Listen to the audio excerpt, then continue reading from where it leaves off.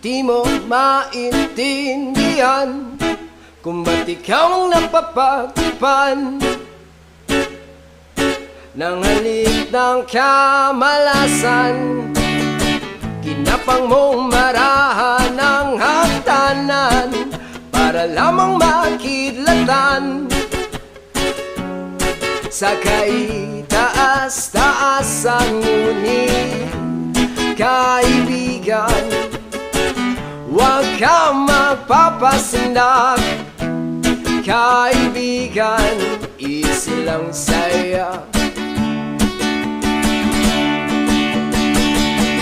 Dahil wala